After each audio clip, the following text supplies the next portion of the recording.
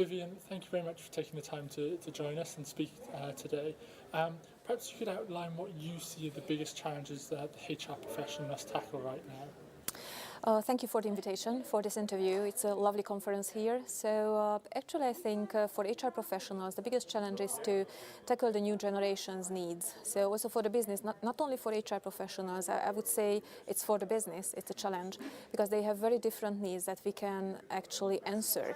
There are some companies, mainly in the IT sector, so they can have the right answer because of their flexibility and very fast growing technology, but some others are just try to speed up to these needs. So I would say this is one of the challenges. The other one is to really, for especially and particularly based on your question, for HR professionals is to speak the business language.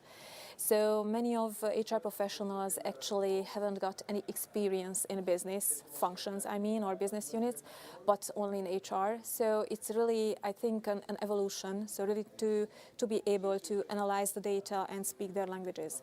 However, I would also say that it's also for the business. So business also should speak a bit the HR language. Where do you see the future for HR professionals going?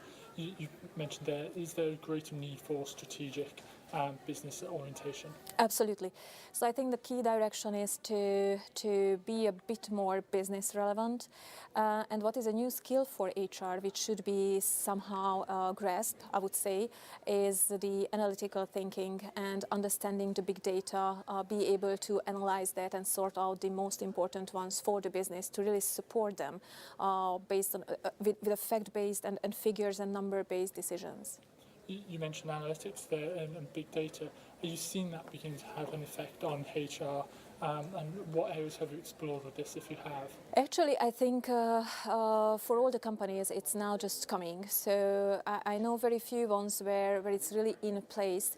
So HR just faced this, I would say, challenge. I wouldn't say it's a problem, it's something good, but as a challenge, because for that you need very, very precise analytics, which comes from very good systems behind.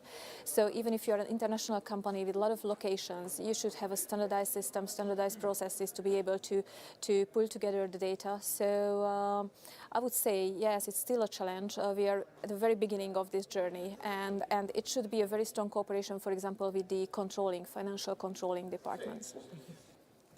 What other technological developments within HR are you using and seeing being brought in?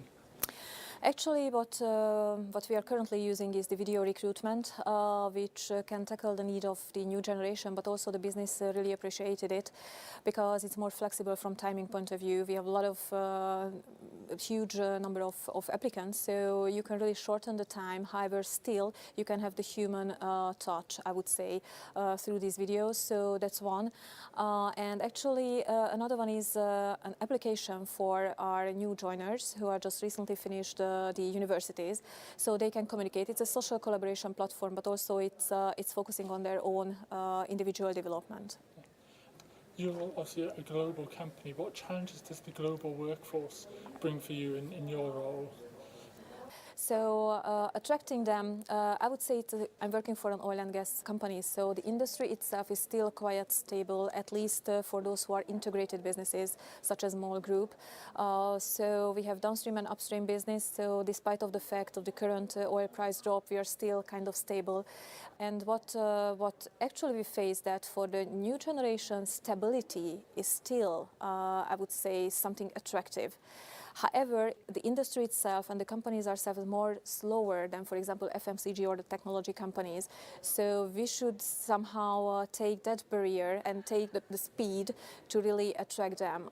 We have some issues with the labor force globally, I would say, in this industry, because the gap between the demand and supply currently is 20%, which means that all the oil companies all around the world actually miss around 15,000 experienced petrotechnical professionals, because it's not attractive anymore to have studies oil and gas related.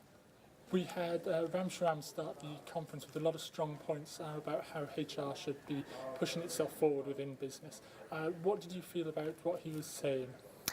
Well, actually, I think the biggest challenge is to really, what I mentioned earlier, is to speak the business language. So we should be able to translate somehow the figures and numbers to HR terms, or even don't use any HR terms anymore, but really use the language of the business. I think that's one of the biggest points and learnings.